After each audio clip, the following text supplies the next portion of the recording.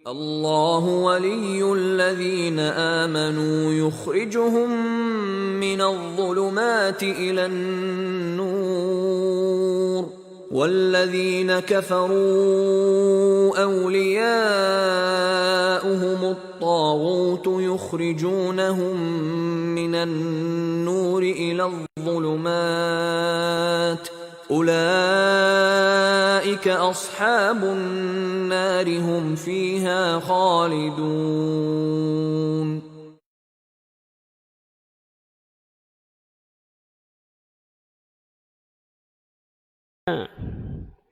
من يهده الله فلا مضل له ومن يضلل فلا هادي له.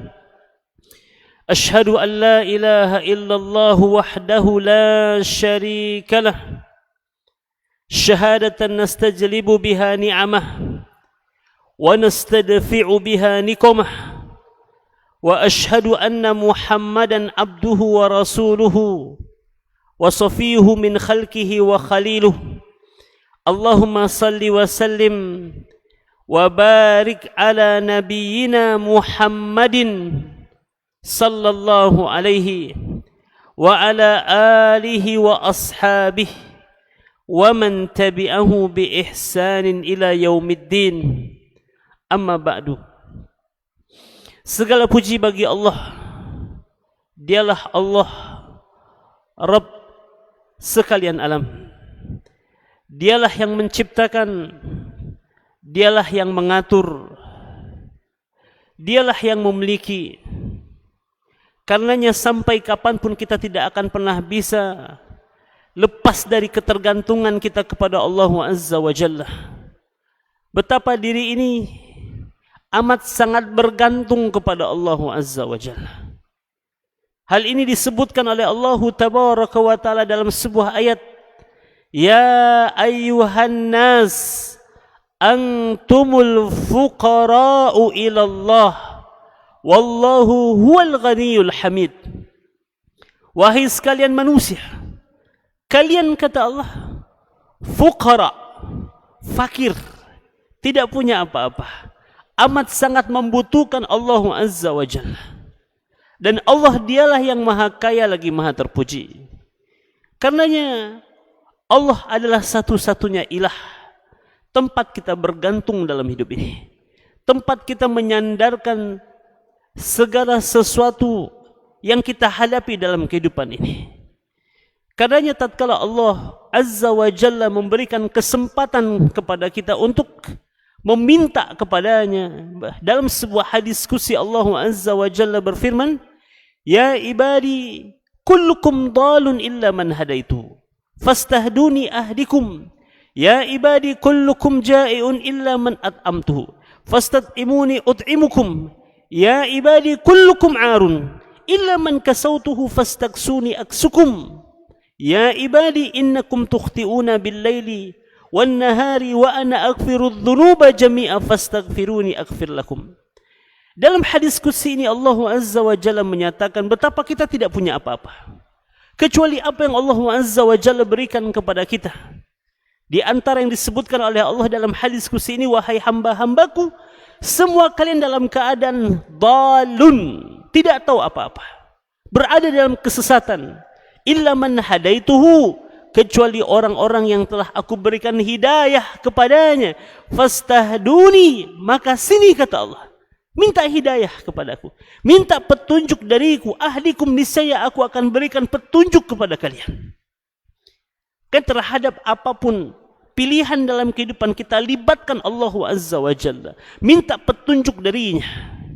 Sebagaimana dulu Rasulullah dan salaful ummah, generasi sahabat Rasulullah sallallahu alaihi wasallam, mereka selalu melibatkan Allah dalam setiap pilihan-pilihan dalam kehidupan mereka. Karena Allah yang tahu di sisi Allah petunjuk, dan mereka selalu meminta petunjuk kepada Allah Azza wa Jalla. Kemudian Allah juga nyatakan, ya ibadi kullukum ja'iun, wahai hamba-hambaku, semua kalian dalam keadaan lapar. Illa man at'amtuhu, kecuali orang-orang yang telah aku beri makan kepadanya. Fastad'imuni, maka sini, kata Allah, minta makan kepadaku. Ut'imukum, niscaya aku akan berikan makan kepada kalian. Pertanyaannya, pernahkah kita minta makan secara khusus kepada Allah? Pernahkah Bapak Ibu sekalian? Secara khusus kita mohon kepada Allah agar Allah memberikan kita makanan? Tidak pernah. Adakah dalam kehidupan kita yang tidak kemudian diberikan oleh Allah makanan? Bahkan sejak berada di dalam rahim ibu kita telah mendapatkan asupan makanan. Sampai saat ini tidak ada hari yang kita lalui kecuali Allah Azza wa Jalla berikan makanan kepada kita. Sebagaimana juga Allah nyatakan, ya ibadi kullukum ja'iun, kullukum arun. Wahai hamba-hambaku, semua kalian dalam keadaan tidak berbusana. Illa man kasautuhu, kecuali orang-orang yang telah aku berikan pakaian kepadanya. Fastaksuni, maka sini kata Allah, minta pakaian dariku. Aksukum, niscaya aku akan berikan pakaian kepada kalian. Pernahkah kita minta pakaian secara khusus kepada Allah? Tidak pernah. Adakah Allah membiarkan kita tanpa busana? Tidak. Bahkan saking banyaknya pakaian yang ada di lemari kita bingung. Hari ini mau memakai baju apa? Hari ini akan memakai pakaian yang mana? Artinya terhadap yang tidak kita minta saja Allah kasih.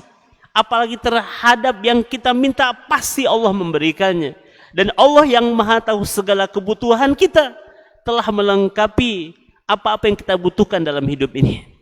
Karenanya kaum muslimin dan muslimat rahimani wa rahimakumullah, tingkatkan rasa butuh kita kepada Allah dalam hidup ini.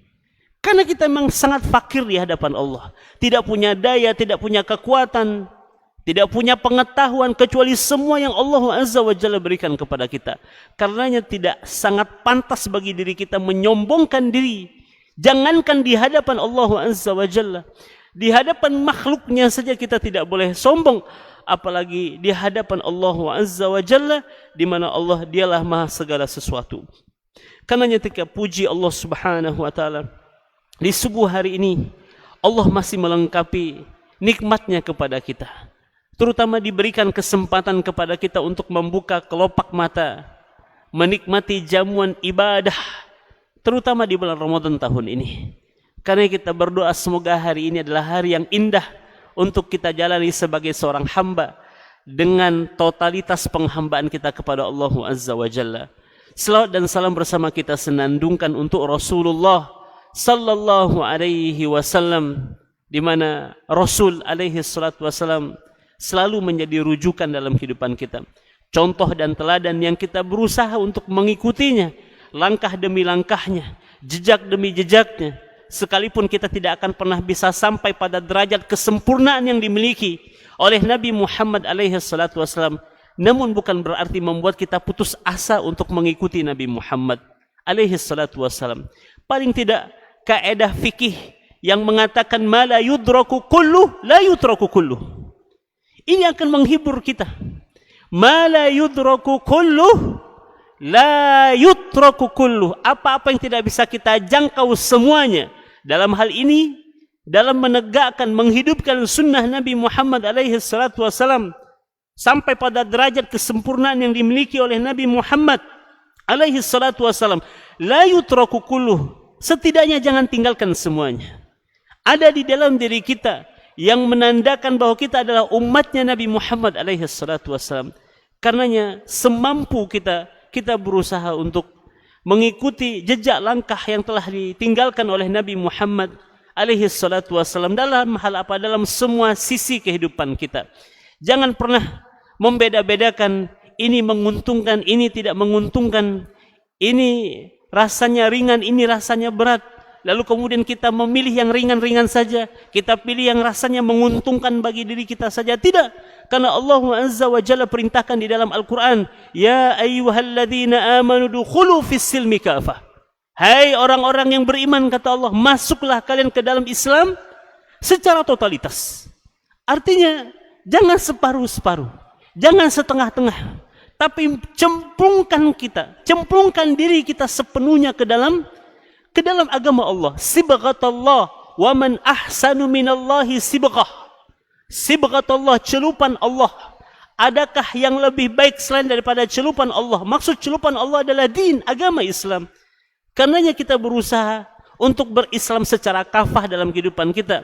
berislam secara totalitas dalam kehidupan kita, baik cara berfikir kita, cara bersikap kita, cara berkata dan berlaku kita, semuanya didasari oleh al-Islam yang telah diajarkan oleh Rasulullah sallallahu alaihi wasallam. Kaum muslimin dan muslimat rahimani wa rahimakumullah, di subuh hari ini insyaallah taala kita akan kembali melanjutkan kajian kita tentang hadis-hadis Rasulullah sallallahu alaihi wasallam, di mana kita akan mendapatkan banyak pelajaran, banyak arahan dari Nabi Muhammad.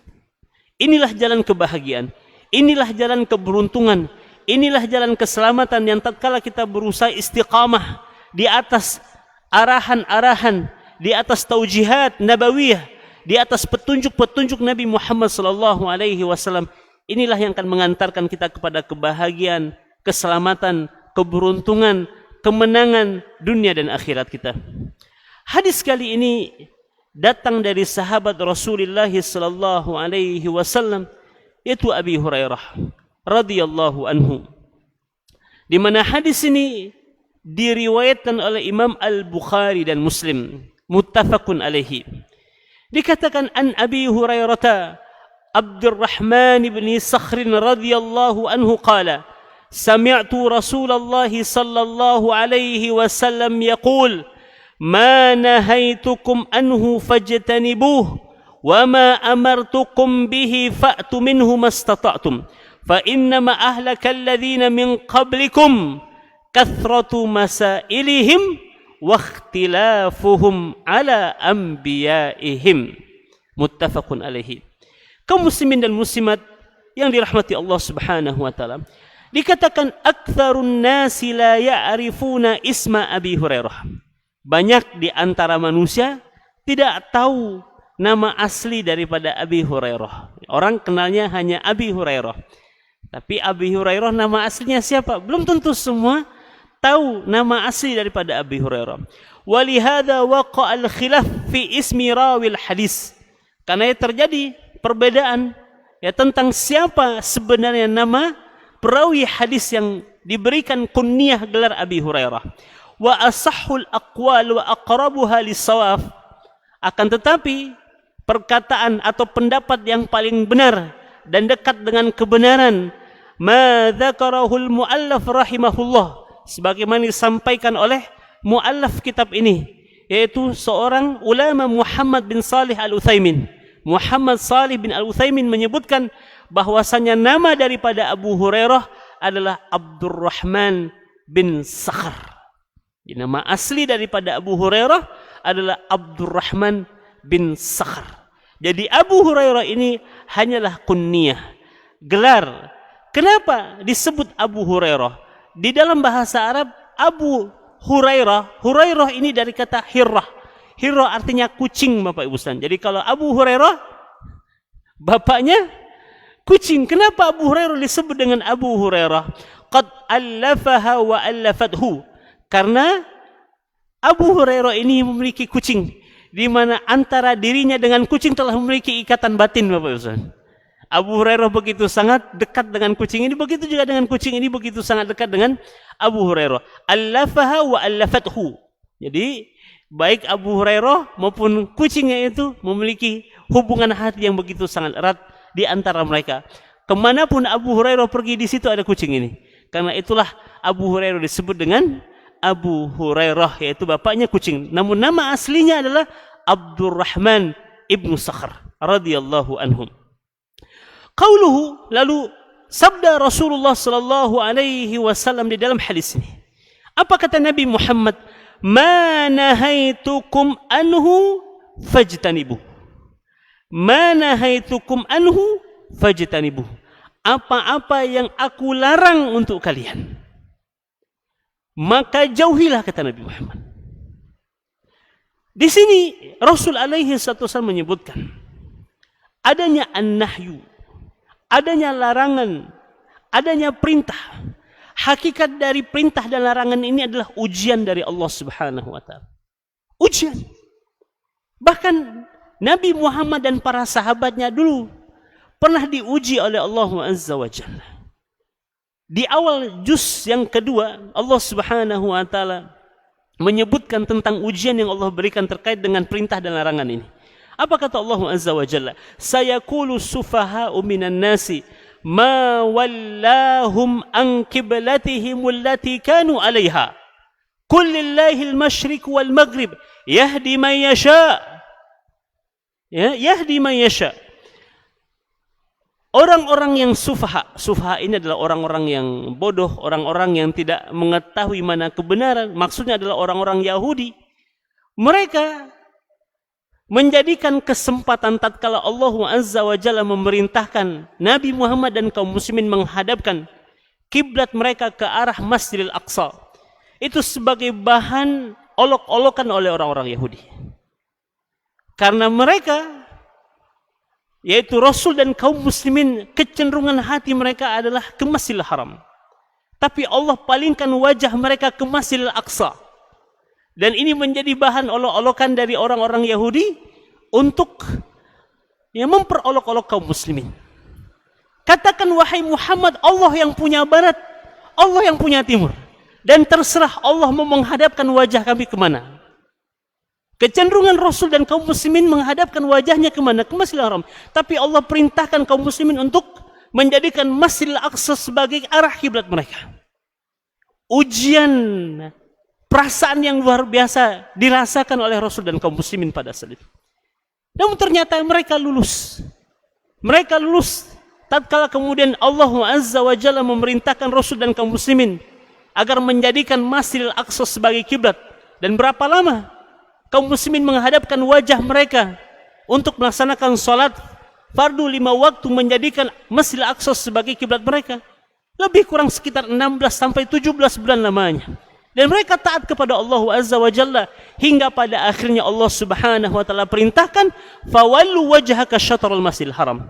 Setelah 16 bulan lamanya kaum muslimin dan muslimat rahimakumullah, Rasul dan kaum muslimin menghadapkan wajah mereka ke Masjidil Aqsa, Allah kemudian memalingkan kembali arah kiblat mereka ke Masjidil Haram.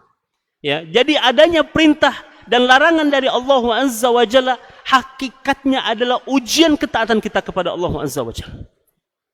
Di samping itu kita meyakini bahwa adanya larangan, adanya perintah baik dari Allah maupun dari Rasulnya adalah untuk kemaslahatan kita sebagai hamba-hamba Allah Subhanahu wa taala. Ini yang harus selalu kita kedepankan di dalam diri kita, bahwa adanya perintah, adanya larangan, semuanya dalam rangka jalbul masalih wa darul mafasid.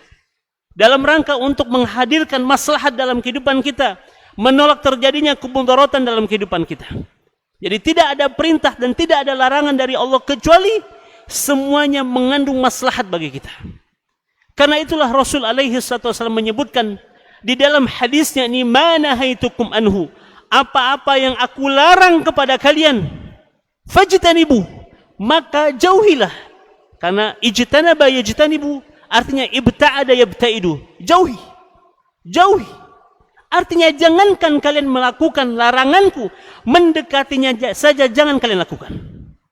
Karena terhadap larangan ini tidak ada toleransi Bapak Ibu sekalian. Dan setiap orang bisa melakukannya.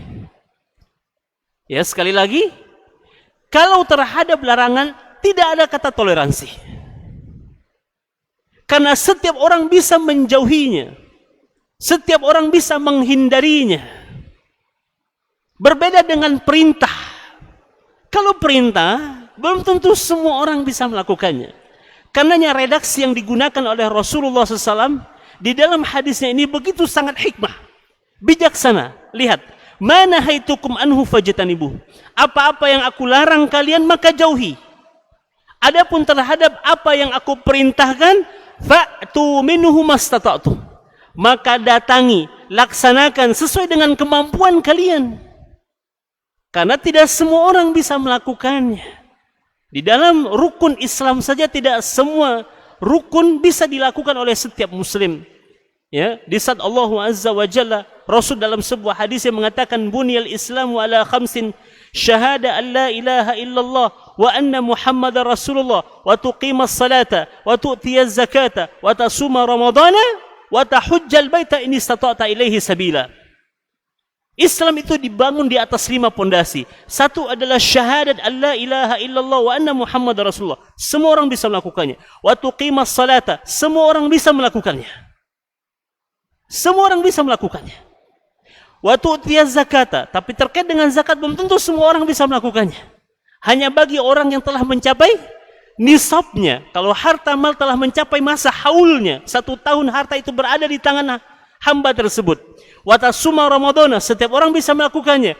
Wa tahujjal baita in istata'ta ilaihi sabila, dan hendaklah engkau menunaikan ibadah haji. Bagi siapa? Bagi orang yang mampu untuk melakukannya. Karena terhadap perintah, bahasa yang digunakan oleh Nabi Muhammad sallallahu alaihi wasallam, wa ma amartukum bih fa'tu minhu mastata'tum. If'alu minhu mastata'tum. Lakukan sesuai dengan kemampuan kalian yang bisa kalian lakukan. Tapi kalau terhadap larangan, tidak ada kata tidak. Jangankan melakukannya, jangankan melanggarnya, mendekatinya saja dilarang oleh Rasulullah SAW. Karena semua orang bisa menjauhinya. Tatkala Allah Azza wa Jalla melarang perbuatan zina, setiap orang bisa menjauhi perbuatan zina. Ketika Allah Azza wa Jalla melarang kita meminum khamar, maka kita semuanya bisa meninggalkan khamar. Ketika Allah Azza wa Jalla melarang kita berjudi, setiap orang bisa menghindarkan dirinya dari perbuatan judi. Tapi tidak semua orang bisa menunaikan zakat, tidak semua orang bisa menunaikan ibadah haji. Jika terhadap perintah, karenanya kita melihat di dalam syariat Islam itu ada kebijaksanaan yang begitu sangat luas dari Allah Azza wa Jalla. Termasuk puasa di bulan Ramadan, Bapak Ibu sekalian. Lihat, di awal Allah Azza wa Jalla wajibkan kepada setiap orang-orang yang beriman. Ya ayyuhalladzina amanu kutiba alaikumus siyam kama kutiba alal ladzina min qablikum la'allakum tattaqun. Asal dari perintah puasa ini wajib bagi orang-orang yang beriman, bagi seorang muslim dan telah kemudian mencapai usia balik, wajib. Namun dalam pelaksanaannya ada di antara hamba-hamba Allah yang sakit, dalam keadaan safar, atau dalam kondisi dia tidak mampu untuk melaksanakan ibadah puasa. Lalu Allah berikan pengecualian, namun bukan berarti menghilangkan dan menggugurkan kewajiban puasa. فَمَنْ كَانَ مِنْكُمْ مَرِيضًا أَيَّامًا مَعْدُودَةً فَمَنْ كَانَ مِنْكُمْ مَرِيضًا أَوْ عَلَى سَفَرٍ فَعِدَّةٌ مِنْ أَيَّامٍ أُخَرَ وَعَلَى الَّذِينَ يُطِيقُونَهُ فِدْيَةٌ طَعَامُ مِسْكِينٍ. Beberapa hari yang telah ditentukan, yaitu bulan Ramadan, 29 atau 30 hari. فَمَنْ كَانَ مِنْكُمْ مَرِيضًا, maka jika ada di antara kalian sakit atau dalam keadaan safar, boleh dia membatalkan puasanya namun ganti di hari lain. Jadi bukan berarti menggugurkan kewajiban dengan adanya sakit dan dalam keadaan safar, bukan berarti menggugurkan kewajiban. Boleh batalkan puasa ketika kalian tidak mampu melakukannya, tapi fa'iddatun min ayyamin ukhra, ganti di hari yang lain. Ini adalah kebijaksanaan Allah Azza wa Jalla. Karena Allah tahu dalam kondisi kita berpuasa tidak semua hamba-hambanya punya kemampuan. Ada kondisi-kondisi sulit, ada kondisi-kondisi di mana hamba-hambanya tidak bisa melaksanakan ibadah tersebut. Tapi bukan berarti menggugurkan kewajiban, tapi ganti di hari lain. Wa 'alal ladzina yutiqunahu, dan orang-orang yang tidak punya kemampuan untuk melaksanakan ibadah puasa, bisa jadi disebabkan karena sakit yang menahun atau karena usia yang sudah tua renta, boleh tidak berpuasa tapi bayar fidyah. Di sini kita melihat luasnya rahmat Allah, luasnya kebijaksanaan Allah dalam menetapkan syariat untuk hamba-hambanya. Subhanallah. Karenanya selalulah berbaik sangka terhadap perintah dan larangan Allah. Allah menginginkan kita untuk bahagia. Dan tidak ada jalan kebahagiaan bagi seorang hamba kecuali dia melakukan ketaatan kepada Allah Azza wa Jalla. Kecuali dengan menjalankan syariatnya, mentaati perintahnya, menjauhi larangannya. Dan seakan-akan dalam hadis ini Rasulullah sallallahu alaihi wasallam ingin memberikan sebuah rumus kebahagiaan dalam kehidupan kita. Apa rumus kebahagiaan, Pak? Bagi seorang mukmin dan muslim, kehidupan kita ini sebenarnya sangat sederhana. Simple, sederhana untuk kita jalani. Lakukan apa yang dimau oleh Allah, tinggalkan apa yang kemudian dilarang oleh Allah Azza wa Jalla. Sederhana, Pak. Mana yang Allah perintahkan lakukan, mana yang Allah larang tinggalkan. Amat sangat sederhana. Sangat sederhana. Yang membuat kita sulit dalam hidup ini karena kita tidak mau taat kepada Allah Azza wa Jalla. Tatkala kita jauh dari ketaatan, maka di saat itulah kita sedang membenamkan diri kita kepada apa? Kebinasaan. Tapi tatkala kita kemudian berjalan di atas syariat Allah Azza wa Jalla, yang perintahnya kita laksanakan sesuai dengan kemampuan kita, yang larangannya kita tinggalkan tanpa ada toleransi di sini, maka inilah jalan kebahagiaan. Sederhanakan hidup kita, maka sederhana juga masalah kita. Kesederhanaan hidup kita ada pada melaksanakan perintah Allah dan menjauhi larangan Allah. Ma nahaitukum anhu fajtanibuh, wa ma amartukum bih fa'tu minhu mastata'tum. Terhadap larangan tinggalkan, terhadap perintah lakukan sesuai dengan kemampuan kalian. Alangkah sederhananya kehidupan kita sebagai seorang mukmin dan muslim. Kita hanya melaksanakan apa yang diinginkan oleh Allah Azza wa Jalla, dan apa-apa yang dimau oleh Allah itu pasti baik dalam kehidupan kita, Pak. Pasti baik. Dan terhadap apa yang Allah larang pasti mengandung keburukan terhadap kehidupan kita. Karenanya kita perlu terus mendalami apa yang menjadi perintah Allah, apa yang menjadi sesuatu yang dilarang oleh Allah Azza wa Jalla, menjadi pedoman dalam kehidupan kita, menjadi aturan yang kita taati dalam kehidupan kita, maka kita akan selamat. Ibarat di jalan raya, Bapak Ibu Saudara. Di jalan raya dipasang rambu-rambu lalu lintas. Untuk apa rambu-rambu itu dipasang? Apakah sekedar menghiasi jalan-jalan? Apakah hanya sekedar menjadi syarat bahwa ini adalah jalan? Tidak. Rambu-rambu itu dipasang untuk memberikan informasi kepada kita tentang kondisi jalan yang akan kita lewati. Jika kita mau memperhatikan rambu-rambu lalu lintas, mentaatinya, maka kemungkinan besar kita akan selamat sampai kepada tujuan kita. Mengapa saya katakan kemungkinan? Karena bisa jadi kita sudah hati-hati. Orang lain tidak hati-hati, Pak.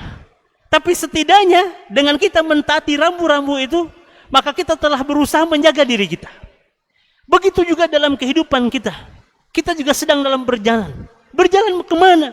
Akhir daripada kehidupan kita kematian.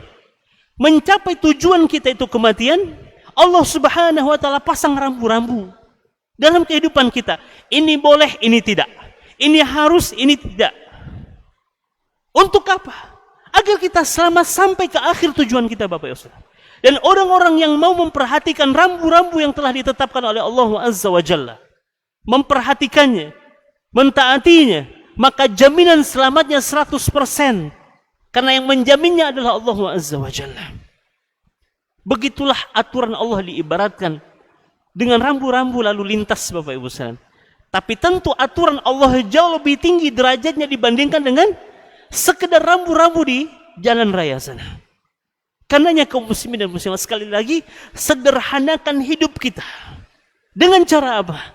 Mentaati perintahnya, menjauhi larangannya. Mentaati perintahnya, menjauhi larangannya.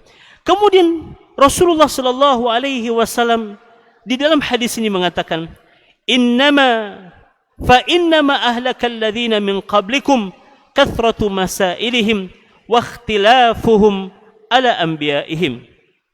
Tatkala Rasul mengatakan innama ini artinya sesungguhnya, itu membatasi, al-hasr, ya, menekankan, menguatkan. Innama sesungguhnya apa? Ahlakal ladzina min qablikum kathratu masailihim. Sesungguhnya yang menyebabkan binasanya, hancurnya orang-orang sebelum kalian, yaitu umat-umat terdahulu, umat-umat sebelum umat Nabi Muhammad. Banyak yang dibinasakan oleh Allah Azza wa Jalla, banyak yang dimusnahkan oleh Allah, banyak yang dihancurkan oleh Allah Azza wa Jalla.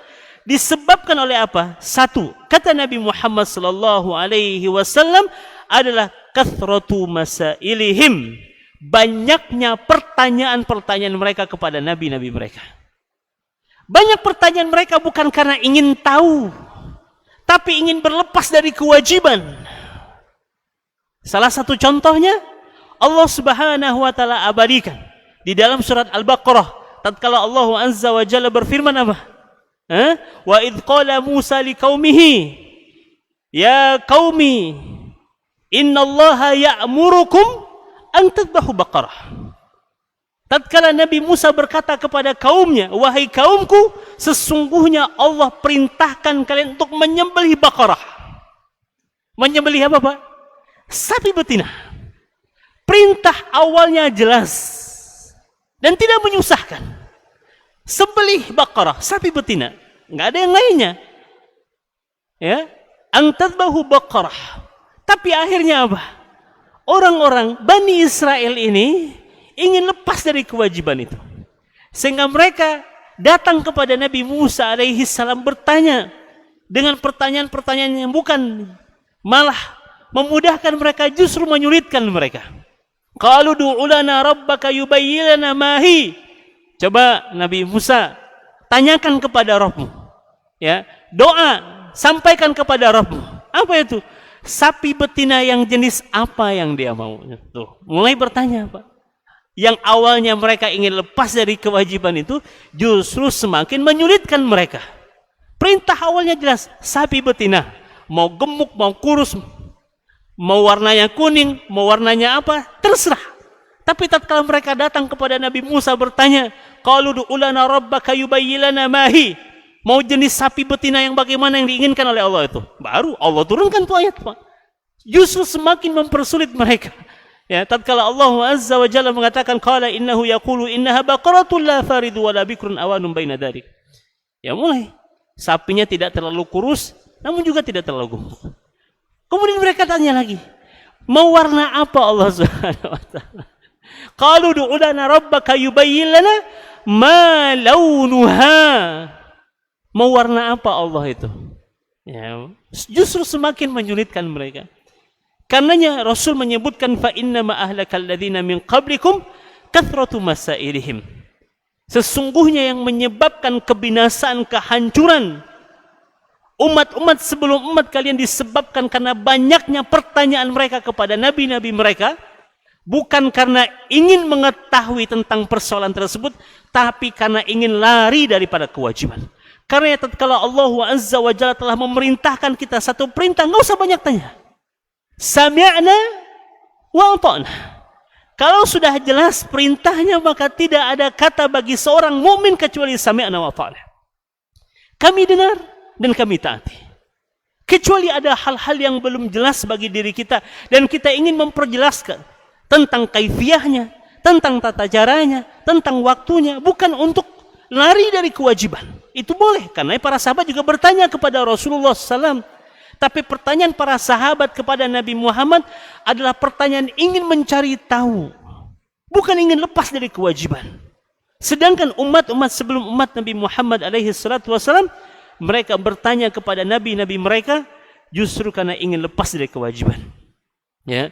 Kemudian Rasulullah SAW dalam hadis ini juga menyebutkan, selain penyebab kehancuran, kebinasaan umat-umat sebelum umat Nabi Muhammad alaihi salatu wasallam, ya, selain daripada karena banyak tanya, juga yang menyebabkan kebinasaan umat-umat sebelum umat Nabi Muhammad adalah wakhtilafuhum ala anbiya'ihim, disebabkan karena penyelisihan mereka terhadap nabi-nabi mereka.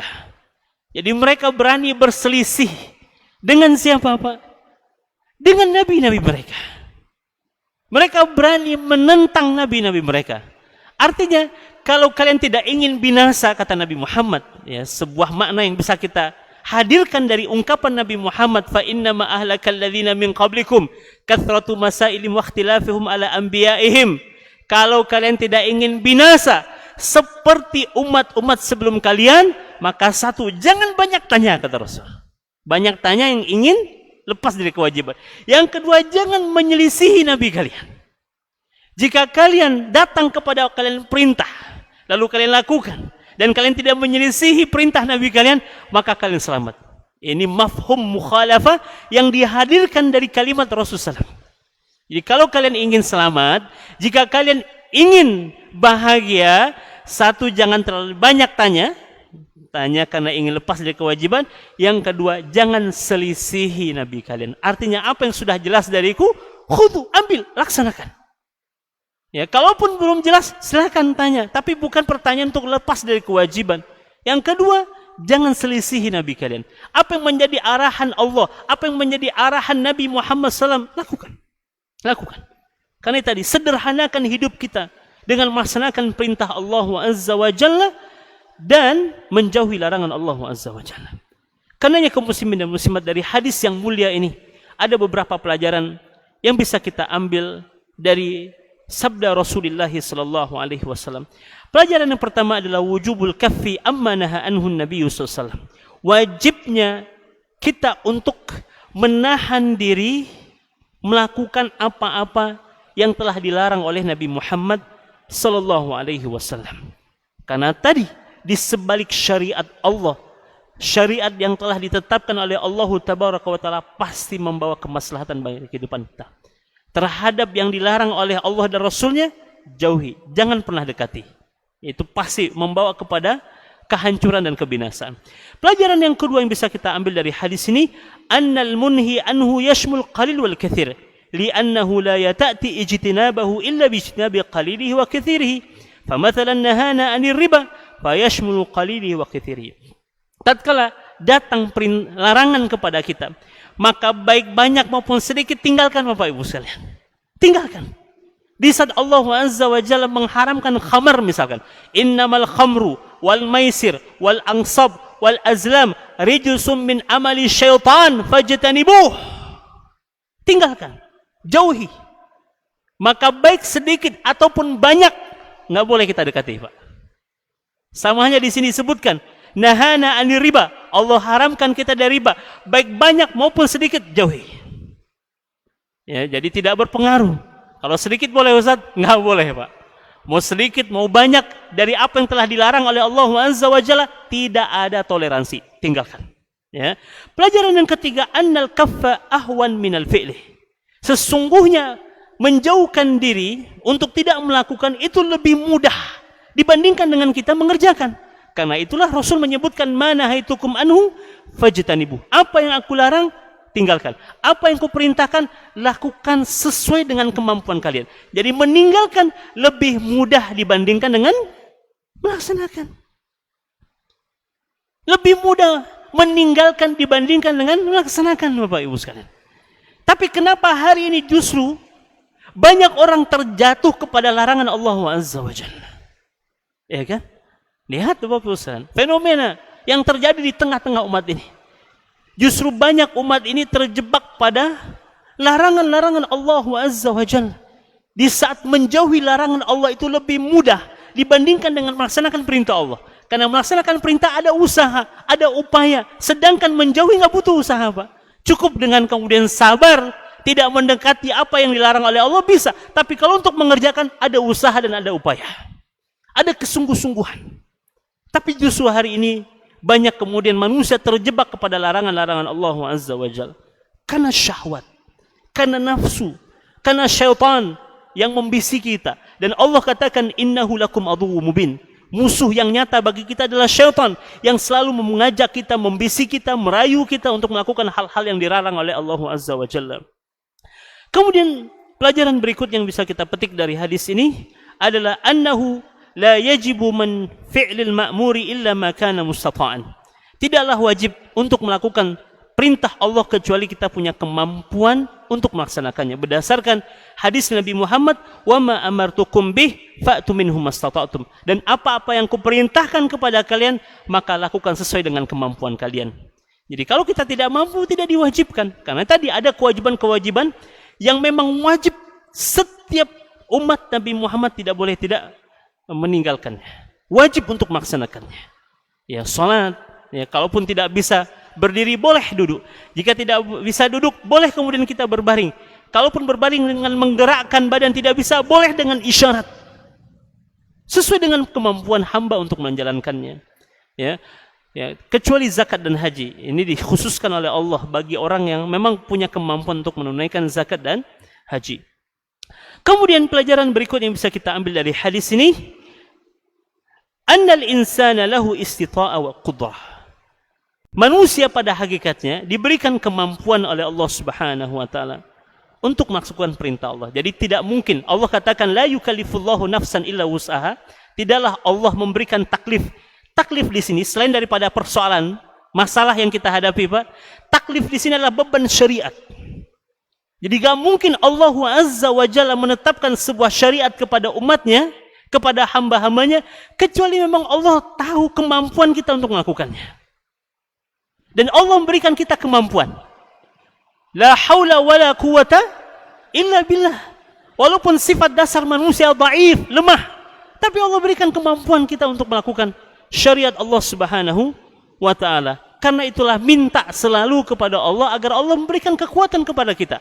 Salah satu doa yang diajarkan oleh Nabi Muhammad apa? Allahumma a'inni ala dzikrika wa syukrika wa husni ibadatik. Ya Allah, bantu hamba untuk senantiasa ingat kepadamu, bersyukur kepadamu, beribadah dengan ibadah yang terbaik hanya untukmu. Dalam rangka apa kita memohon dengan doa ini? Agar Allah memberikan kemampuan kepada kita untuk taat kepadanya. Dan Allah kasih kemampuan kepada kita. Karenanya, tatkala kemudian kita beribadah dan sempurna ibadah kita, puji Allah. Kenapa? Karena yang membuat kita mampu beribadah adalah Allah Azza wa Jalla. Yang keenam, pelajaran bisa kita ambil dari pelajaran ini, dari hadis ini adalah annal insana idza lam yaqdir ala fi'lil wajib kullahu falyaf'al mastata'. Ya, bahwasanya manusia jika dia tidak mampu mengerjakan sebuah kewajiban secara utuh, secara keseluruhan, paling tidak lakukan sesuai dengan kemampuan dia. Tadi seperti halnya sholat, kalau tidak bisa berdiri maka boleh duduk. Bukan berarti kemudian kita meninggalkan. Puasa juga demikian. Tatkala kemudian ada haraj, ada illat, ada sebab yang membuat kita tidak bisa berpuasa, silakan tidak berpuasa. Tapi ganti di hari lain kata Allah. Tapi ganti dengan fidyah. Ya, Allah Azza wa Jalla berikan keluasan. Tapi bukan berarti kemudian kita tinggalkan sepenuhnya. Ya, bukan berarti kemudian kita tinggalkan sama sekali semuanya. Tapi lakukan sesuai dengan kemampuan kalian. Kemudian pelajaran berikutnya, la yanbaghi lil insan idza sami'a amra Rasul sallallahu alaihi wasallam ayaqul hal huwa wajib am mustahab. Tatkala kita mendengarkan perintah Nabi Muhammad sallallahu alaihi wasallam, lalu kemudian kita pilah-pilah, Pak. Ini wajib apa sunnah ya gitu kan. Ini wajib apa sunnah? Karena hari ini banyak di antara umat Nabi Muhammad sallallahu alaihi wasallam beralasan meninggalkan perintah Nabi Muhammad kan sunnah, Ustaz. Dan kita mendefinisikan sunnah hanya sekedar sebuah amalan yang jika dilakukan berpahala, ditinggalkan tidak berdosa. Karena tidak berdosa lalu kita, itu yang terjadi hari ini teman-teman ini. Tapi lihat dulu bagaimana dulu para sahabat Rasulullah SAW. Lihat tabi'in, tabi'ut tabi'in, mereka tidak pernah membeda-bedakan dan bertanya kepada Nabi, ini wajib apa sunnah Nabi? Nah, justru mereka memburu kebaikan-kebaikan yang datang dari Nabi Muhammad. Apalagi Rasul, apalagi amalan yang mana lagi, amalan yang mana yang lebih utama lagi yang harus kami kerjakan. Tanpa mereka membeda-bedakan apakah ini wajib atau sunnah. Karena bagi mereka salaful ummah yang datang dari Nabi Muhammad sallallahu alaihi wasallam adalah kebaikan. Dan mereka tidak memilah-milah. Ini sunnah apa wajib wahai Nabi. Walaupun dalam penyampaian perintah Nabi Muhammad ada Rasul menekankan, artinya menunjukkan ini wajib, ada yang kemudian menunjukkan ini mustahab, yang sunnah tadi. Tapi para sahabat tidak membeda-bedakan, Pak. Selagi itu datang dari Rasulullah sallallahu alaihi wasallam, maka mereka berusaha untuk mengerjakan sesuai dengan kemampuan mereka. Bahkan ada di antara para sahabat Nabi Muhammad, sekelompok sahabat datang kepada Rasul, protes, Pak. Kenapa? Karena mereka merasa ini syariat tidak berpihak kepada mereka, gitu kan? Ya. Apa kata mereka? Ya Rasulullah, dhahaba ahlu dusuri bil ujur. Betapa enaknya orang-orang kaya itu. Kenapa? Yusalluna kama nusalli. Mereka salat sebagaimana kami salat. Wa yasumuna kama nusum. Mereka juga berpuasa sebagaimana kami berpuasa. Tapi mereka dengan kelebihan harta mereka bisa bersedekah. Lalu kami yang miskin ini dengan apa kami bersedekah? Mereka bertanya, Pak, bukan karena ingin lari dari amal sedekah, tapi mereka ingin minta dengan cara apa kami bisa menyamai amalannya orang-orang kaya itu. Kata Nabi Muhammad, awalaysa qad ja'alallahu lakum ma tatasaddaqun. Bukankah Allah telah jadikan bagi kalian peluang untuk bersedekah bukan hanya dengan harta saja. Ingat kata Allah, pada setiap tasbih adalah sedekah, tahmid adalah sedekah, takbir juga sedekah. Langkah kalian menuju rumah Allah, masjid untuk melaksanakan salat juga sedekah. Membantu orang lain menaikkan barangnya di atas kendaraan juga sedekah. Membantu orang lain untuk naik ke atas kendaraan juga sedekah. Mendamaikan dua orang yang sedang bersengketa juga sedekah. Bahkan mohon maaf, berhubungan suami istri kan juga sedekah.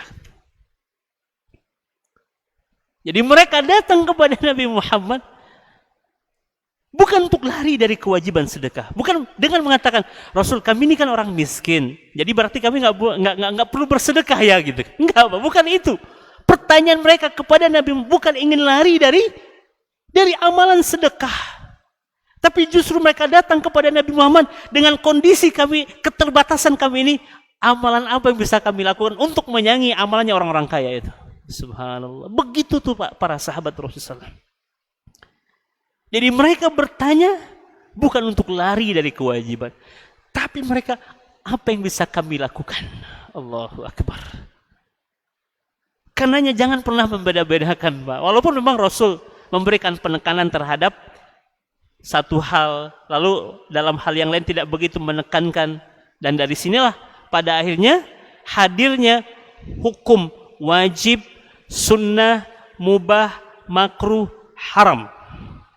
Dari penekanan-penekanan yang telah ditetapkan oleh Rasul.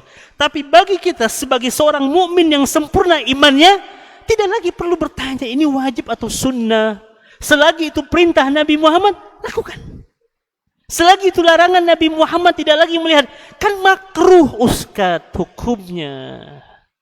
Kalau makruh masih boleh dikerjakan. Walaupun dibenci oleh Allah, tapi masih ada peluang untuk boleh melakukan. Kan itu alasan orang hari ini. Banyak beralasan dengan apa yang telah dilarang oleh Allah dan Rasulnya, kemudian meneliti hukumnya. Ketika hukum yang dikeluarkan oleh para ulama makruh, mereka mulai beralasan kan makruh Ustaz. Ya kan? Contoh, mohon maaf jika Bapak masih ada yang melakukan hal ini. Rokok saja misalkan. Ya kan? Rokok saja kan? Padahal jelas larangan Allah Azza wa Jalla dalam Al-Quran, wala tuhliku anfusakum ila tahluka. Jangan binasakan diri kalian kepada kebinasaan. Kaidah umum yang sangat jelas dari Allah Azza wa Jalla agar kita jangan merusak diri kita. Rokok itu merusak atau memberikan manfaat, Pak? No. Semua kita tahu, Pak. Bahkan lihat bagaimana iklan di bungkus rokok. Ada kebaikan, Pak, di situ. Rokok dapat menyebabkan, kira-kira ada kebaikan dari deretan yang disebutkan di dalam bungkus rokok. Lalu kemudian kenapa kita cemplungkan dalam hal-hal yang jelas merusak diri kita? Dan Allah Azza sudah menyebutkan di dalam Al-Quran, jangan rusaki diri kalian. Ya, walaupun ada yang kemudian berpendapat kan masih makruh. Dengan alasan makruh masih boleh berarti Ustaz. Jangan lihat lagi ya, apa yang kemudian diperintahkan lakukan, apa yang dilarang tinggalkan. Sederhanakan hidup kita, Pak. Sederhanakan hidup kita dengan melaksanakan apa yang dimau oleh Allah, menjauhi apa yang dibenci oleh Allah Subhanahu wa taala. Kemudian kaum muslimin dan muslimat terakhir sebelum kami tutup, annama amara bihi Nabi sallallahu alaihi wasallam au naha anhu fa innahu syari'ah sawa'un kana dzalika fil Qur'an am lam yakun fa ya'mal bis sunnah az-za'idah 'alal Qur'an amran au nahyan. Bahwa apapun yang diperintahkan oleh Nabi Muhammad dan apapun yang dilarang oleh Rasulullah SAW, sesungguhnya semua itu adalah syariat. Syariat, aturan, ya. Baik termaktub di dalam Al-Qur'an maupun tidak dicantumkan secara langsung di dalam Al-Quran, namun ada di dalam sunnah hadis-hadis Rasulullah sallallahu alaihi wasallam. Jadi jangan dibedakan. Kan itu nggak ada di dalam Al-Quran, hanya ada di dalam sunnah Nabi.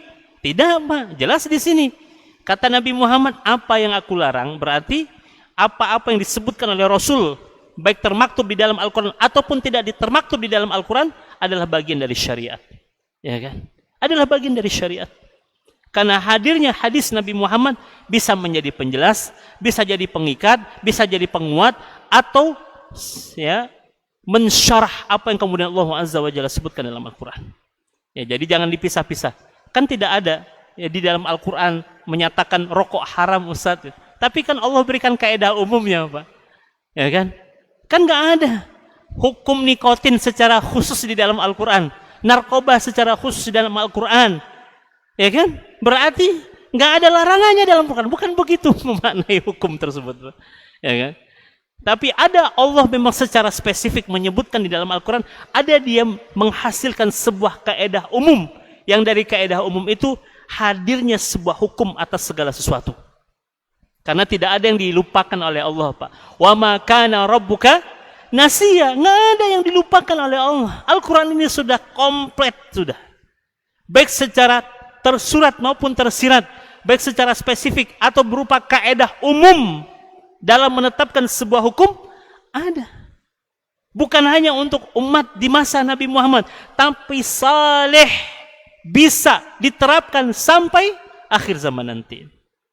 Karenanya kalau kita menghadapi persoalan-persoalan, maka rujukan kita adalah Al-Quran was Sunnah. Al-Quran was Sunnah. Barangkali itu yang bisa kami sampaikan dari hadis. Ya, silakan, Pak.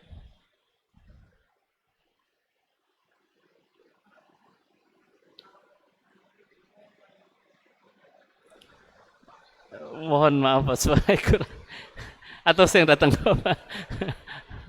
Ya, Pak. Yep.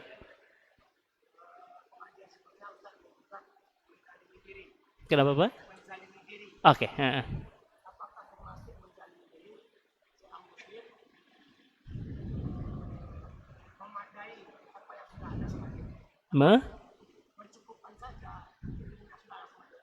Oh. Baik.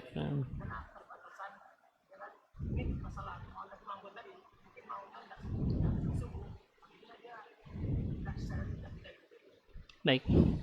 Bismillahirrahmanirrahim. Bapak bertanya terkait dengan usaha kita untuk terus menuntut ilmu. Bapak Ibu sekalian, di dalam Al-Quran Allah telah menyebutkan dengan sangat jelas, yarfa'illahu alladhina amanu minkum walladhina utul ilma darajat. Di dalam ayat yang lain juga Allah Azza wa Jalla banyak mengisyaratkan bahwa dasar dari keyakinan kita adalah ilmu. Fa'lam annahu la ilaha illallah. Karenanya seorang muslim, dalam sebuah hadis Rasul mengatakan, talabul ilmi fariḍah ala kulli muslimin. Menuntut ilmu itu wajib hukumnya bagi seorang muslim. Kita harus menyadari bahwa kita ini terbatas dalam pemahaman, dalam pengetahuan, ya. Karena itu tidak boleh berhenti menuntut ilmu. Kalau kita baca sejarah salaful ummah, yang membuat mereka berhenti menuntut ilmu adalah kematian, Pak. Kematian. Bahkan Imam Asy-Syafi'i rahimahullah, tatkala beliau telah mendapatkan ilmu, lalu ada suatu ketetapan ditetapkan oleh Imam Asy-Syafi'i berdasarkan ilmu yang beliau ketahui. Lalu beliau terus belajar, menemukan sesuatu yang lebih tepat oleh beliau. Beliau berani merubah ketetapannya menjadi ketetapan yang baru. Karenanya dalam mazhab Imam Syafi'i ada istilah qaulul qadim, qaul jadid. Pendapat yang lama dengan pendapat yang baru. Jadi tatkala beliau menemukan kebenaran dari apa yang beliau yakini sebelumnya, beliau mau dan bahkan kemudian berani untuk merubah pendapat beliau. Artinya apa? Jangan batasi diri kita dengan apa yang sudah kita miliki saat ini. Tapi selalulah kemudian kita bekali diri kita untuk terus menuntut ilmu. Yang membuat kita berhenti menuntut ilmu adalah kematian. Lihat, ada seorang ulama namanya Abul Hasan, ya, datang kepada seorang ulama yang sedang sekarat, namanya Abu Rayhan Al-Bairuni. Ini ulama ini sedang sekarat, Pak. Ketika datang kepadanya Abul Hasan, ya, mendatangi Abu Raihan yang sedang sekarat ini. Abu Raihan melihat Abul Hasan datang. Pertanyaannya kepada Abul Hasan adalah kaifa qulta li yawman hisabal jaddatil fasidah. Bayangkan seseorang sedang sekarat, pertanyaan kepada orang yang menjenguknya adalah tentang fikih waris. Fikih waris yang dulu pernah mereka bahas namun belum tuntas pembahasannya. Abul Hasan melihat Abu Raihan yang sedang sekarat ini, dan kita tahu pembahasan fikih waris ini termasuk pembahasan yang berat dalam masalah fikih, Pak. Ya kan? Pembahasan fikih waris ini termasuk pembahasan yang berat dalam masalah fikih. Apa kata Abul Hasan? Ya, aku kasihan melihat dia. Lalu dia katakan, afi hadhil halah, apakah dalam kondisi engkau seperti ini, engkau masih ingin membahas denganku tentang masalah fikih waris yang dulu pernah kita bahas, namun belum tuntas pembahasannya? Kata Abu Raihan yang sedang sekarat ini, luar biasa jawabannya, Pak. Ya hada uwaldi'ud dunya wa ana alimun bihadhil masalah. Ala yakunu min ukhalliha wa ana jahilun biha. Mana yang lebih baik? Kutinggalkan dunia ini, saya jahil dengan ilmu tersebut, atau kutinggalkan ilmu ini, kutinggalkan dunia ini dan aku mengetahui tentang hal tersebut. Kondisi sedang sekarat, Pak. Dan Abu Hasan mengatakan, apakah dalam kondisi seperti ini engkau masih ingin berdialog denganku tentang masalah fikih waris yang dulu pernah kita bahas? Dia bilang, mana yang lebih baik? Kutinggalkan dunia tapi aku tahu tentang hal itu, atau kutinggalkan dunia dan aku jahil tentang hal tersebut. Akhirnya Abul Hasan menyampaikan apa yang dulu pernah mereka bahas. Wahafizo, dan dia bisa menghafalnya. Dalam keadaan sakarat, dia masih bisa menghafalnya. Bahkan wa'allamani ma wa'ad, dia juga mengajarkan kepadaku apa yang dulu pernah dia janjikan untuk diajarkan kepadaku. Kondisi sedang sekarat, Pak, tapi dia masih barteran ilmu. Kemudian aku keluar dari rumahnya, tidak jauh dari rumahnya aku mendengar teriakan dari rumah Abu Raihan Al-Bairuni yang menunjukkan dia baru saja meninggal dunia. Coba, Pak. Tidak ada yang membuat mereka berhenti dalam menuntut ilmu kecuali kematian. Karena jangan pernah cukupkan ya, kemampuan kita dengan ilmu yang kita miliki saat ini, tapi terus kita belajar. Sampai kapan kita belajar? Sampai kita mati. Kenapa kita harus belajar? Agar kita bisa memperbaiki dari amalan kita, memperbaiki keyakinan kita, memperbaiki akhlak kita, dari yang tidak tahu menjadi tahu, dan apa yang kita ketahui ini kita berusaha untuk mengamalkan. Karena al-ilmu bila amalin kasyajari bila thamar. Ilmu yang tidak diamalkan seperti pohon yang tidak berbuah. Yang manfaatnya tidak akan terasa, Pak, kalau tidak diamalkan. Karena itulah kaum muslimin dan muslimat rahimakumullah, jangan pernah batasi ya keilmuan kita sampai ya di mana kemudian kita saat ini mengetahui, tapi terus belajar tanpa ada hentinya. Bahkan seorang ulama bernama Al-Khatib Al-Baghdadi, usianya kala itu 80 tahun, Pak. Ada, Pak, di antara kita yang usianya 80 tahun di sini? Enggak ada ya, Pak ya. Dia bilang apa? Demi Allah, tidaklah aku merasakan gairah menuntut ilmu di saat usiaku 80 tahun lebih dibandingkan dengan usiaku 20 tahun. Jadi semakin berusia, semakin tinggi gairahnya menuntut ilmu, Pak. Masya Allah. Kami dulu pernah punya teman, Pak, ya, pas saat kuliah. Itu usianya sudah di angka 60-an tahun. Itu jenggotnya sudah memutih. Dia sudah pakai tongkat. Syekh, tapi dia masih duduk di bangku kuliah bersama kami di tingkat pertama. Allahu Akbar. Jenggotnya sudah putih, tapi tidak membuat dia kemudian gengsi duduk bersama kami yang usia rata-rata masih 19 tahun, 20 tahun. Nggak membuat beliau gengsi, Pak. Duduk bersama kami di bangku perkuliahan. Allahu Akbar. Luar biasa kami melihat ya, kakek-kakek usia udah 60 tahun duduknya bersama kami usia 19 tahun. Tidak membuat beliau gengsi untuk belajar bersama kami. Masya Allah. Mudah-mudahan juga Allah hadirkan di dalam diri kita ya, untuk selalu, kalau terhadap ilmu boleh tamak, Pak, terhadap amal boleh tamak, yang nggak boleh tamak terhadap dunia, terhadap ilmu tamak ya. Rasanya kita tidak puas, terus mencari dan menggali. Terus kita berusaha memperbaiki amal kita, ibadah kita, muamalah kita dengan cara menuntut ilmu. Sehingga kita tahu mana yang lebih utama, mana yang lebih afdal, mana yang lebih baik. Sehingga dengan demikian kita terus memperbaiki kualitas kita di hadapan Allah Azza wa Jalla. Selain daripada kemuliaan menuntut ilmu itu juga sangat-sangat utama di sisi Allah Azza wa Jalla. Nih kita nggak tahu sudah berapa menit kita duduk nih Pak di sini. Tapi tahukah Bapak Ibu sekalian, malaikat terus mendoakan kita. Makhluk-makhluk Allah semuanya mendoakan kita. Allahumma gfir lahum, Allahumma arhamhum. Ya Allah ampuni mereka, rahmati mereka. Di setiap detik waktu yang berlalu dalam pertemuan ini, jutaan makhluk Allah mendoakan kita. Allahu Akbar. Hatta al-hut, kata Nabi Muhammad. Sampai al-hut. Al-hut ini bisa dimaknai hewan yang paling besar atau hewan yang paling kecil. Di dasar lautan, di dalam lautan, semuanya mendoakan para penuntut ilmu. Itu yang membuat para salafus soleh, mereka nggak pernah berhenti dalam menuntut ilmu. Bahkan mereka sampai jatuh miskin dalam proses menuntut ilmu. Mereka merasakan keletihan, rasa lapar yang begitu sangat dahsyat, menempuh perjalanan berbulan-bulan, menyambangi lebih daripada 1000 ulama. Imam Al-Bukhari, demi untuk mendapatkan hadis-hadis Nabi Muhammad, dia mendatangi lebih daripada 1000 ulama, Bapak Ibu. Allahu Akbar. Belum ada apa-apanya kita, Pak.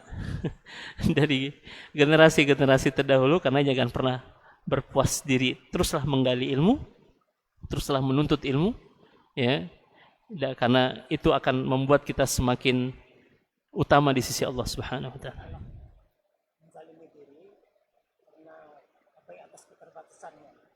Iya. Apakah kita termasuk menzalimi diri tatkala kemudian kita hanya puas dengan apa yang kita miliki dari ilmu, ya Pak, ya, bukan dari dunia. Kalau dunia kita harus berpuas. Itulah suatu qanaah. Karena itu puas dengan ketentuan Allah, baik nikmat maupun musibah. Tapi terkait dengan ilmu, terkait dengan amal, terkait dengan ibadah, jangan berpuas. Kita terus berusaha untuk memperbaiki kualitas ilmu kita, kualitas ibadah dan amal kita. Tapi terhadap dunia, qanaah, puas dengan apa yang Allah berikan kepada kita. Kalau terhadap dunia, minta kecukupan, rasa cukup di dalam hati kita dengan apa yang Allah berikan kepada kita. Tapi terhadap amal, ibadah, ilmu, jangan berpuas. Ya. Di saat Allah masih memberikan kemampuan kepada kita untuk berjalan, di saat Allah masih memberikan kemampuan kepada kita untuk mendatangi majlis ilmu, mendatangi para ulama, jangan pernah berpuas hati. Dan hari ini tidak ada alasan bagi kita untuk tidak tahu. Tidak ada. Allah berikan kepada kita kemudahan, buku dicetak, ceramah divideokan, masjid bertebaran di mana-mana, para ulama ada di mana-mana. Nggak ada alasan. Nggak ada alasan bagi kita untuk mengatakan saya tidak tahu hukumnya, Ustaz. Nggak. Karena kita diwajibkan untuk menuntut ilmu. Artinya ketika kesempatan itu ada lalu kita abaikan, nah itu mungkin menzalimi diri, Pak. Ya kan? Kesempatan itu Allah berikan kepada kita.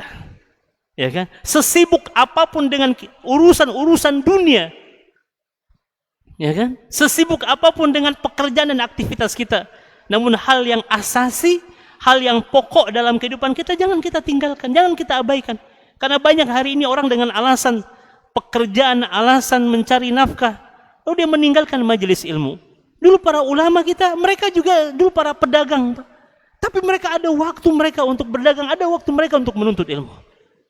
Mereka juga dulu ada pekerja. Bahkan Umar bin Khattab itu membagi hari dengan tetangganya, Aus bin Khawali namanya. Satu hari Umar yang datang kepada Nabi, satu hari lagi Aus bin Khawali. Ketika yang datang kepada Rasul, maka wajib hukumnya untuk menyampaikan kepada yang tidak datang. Begitulah dulu sahabat Rasul membagi hari mereka dengan tetangga, Pak. Ya, mereka juga punya kewajiban untuk mencari nafkah untuk warganya. Tapi satu sisi mereka juga ingin mendapatkan ilmu dari Rasul.